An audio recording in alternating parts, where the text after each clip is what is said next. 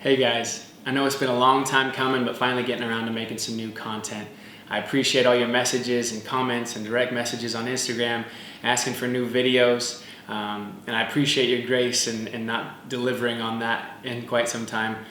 Been pretty busy with school and photography and graduate school, and let alone having a baby last spring. And so thank you for your patience. But I do want to spend some time over these next few months and crank out some new videos for you guys. And this being my first one, I want it to be on what's right on the tip of my brain. I've spent the last 10 weeks at home with our son Caleb, and I took it off of school. Many of you know I'm a teacher, and so I took 2.5 months off of school, and I spent time with him, just taking care of him and putting him down for naps and changing diapers and giving him baths and doing laundry and feeding him bottles and going on adventures and reading stories and putting him down for naps again, even when he didn't want to take a nap, and trying to convince him that he should take a nap, and all that good stuff that goes into being a parent. And I feel like I learned some real life lessons that I want to share with you. And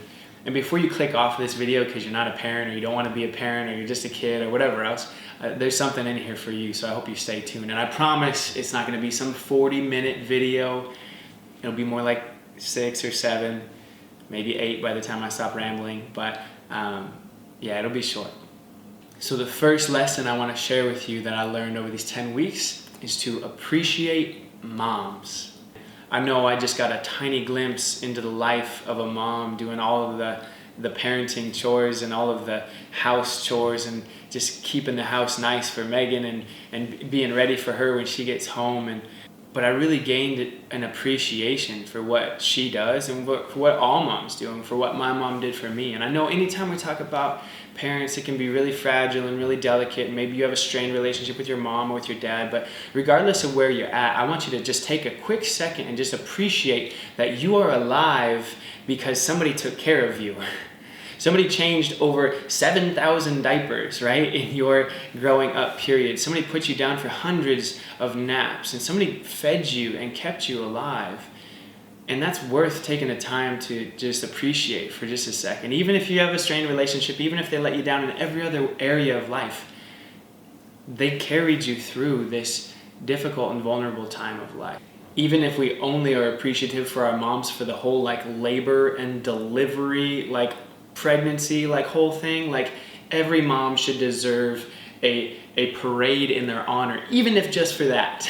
And the fact that they chose to have you. I mean, we live in a culture now where babies seem disposable, and people just make choices so quickly and so errantly about whether or not they're going to keep this little thing that's growing inside of them. And so appreciate your mom today. And that's the first and foremost lesson that I learned, was to have a new appreciation for moms. Second thing that I learned over these 10 weeks is that in helping others, we actually help ourselves. I talk to so many young people all the time, and they're always asking questions about how to help themselves out of depression or thoughts of suicide or self-harm. And we all struggle with these dark thoughts. And I will tell you with certainty now, not that I didn't know it before, but I know it even more now, that when we help others and we care for others and we nurture others, even in small ways, it ends up helping and healing ourselves. And some of the best practices that we can develop is taking our eyes off of our own struggles, even though they are real and they are dark and they are heavy, and we all have them, and help somebody else, even in just a small way, whether that's at your school, whether you volunteer at a local soup kitchen or homeless shelter, whether you're just picking up trash around your neighborhood or helping out your family. When you help other people, it does restorative work for yourself. Third lesson and final lesson. I told you I'm going to keep this short. Right now, you are practicing for the parent that you are going to become someday. I know many of you who are watching this video, you don't see yourself as parents, you don't think about that, or that's the furthest thing from your mind, and that's okay. But what you need to know and understand, and what I need to know and understand, is that today, right now, the decisions that we're making, we are developing and we are building The type of person, the type of parent, the type of father, the type of mother, the type of husband, the type of wife, the type of son, the type of daughter, to the type of friend that we are going to become.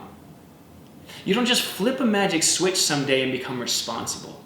You don't just flip a magic switch and become loving and compassionate and selfless. It happens 1,000 decisions a day. Small decisions to love rather than hate, to accept rather than judge.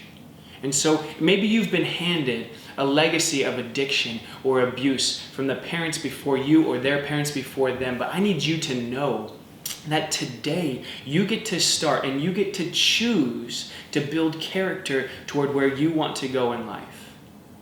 I get to choose tomorrow to try to build character, to be a better father to Caleb, to be a better husband to Megan, to be a better teacher to my students.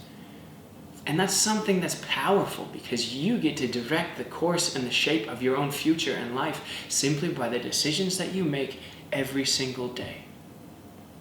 We just wanted to thank you for watching this video. Hopefully it was meaningful for you, and if nothing else, just made your day a little bit better.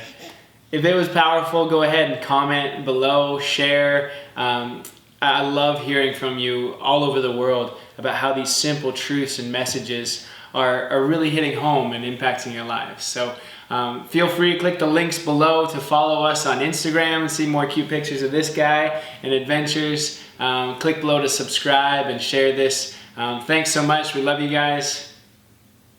See ya. Can you say peace? Peace.